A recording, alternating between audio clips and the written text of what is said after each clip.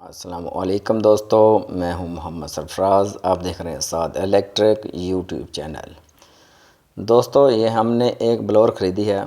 پہلے بھی ہم کئی دفعہ یہ بلور خرید چکے ہیں، مگر وہ 5-6 ماہ بعد خراب ہو جاتی ہے۔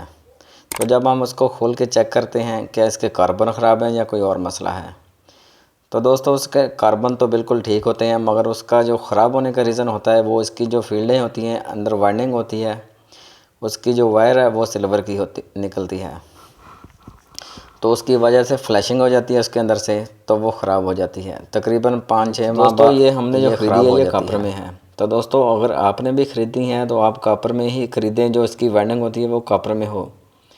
تو اگر اس کی وائنڈنگ جو سلور میں ہو تو آپ ہرگز نہ خریدیں۔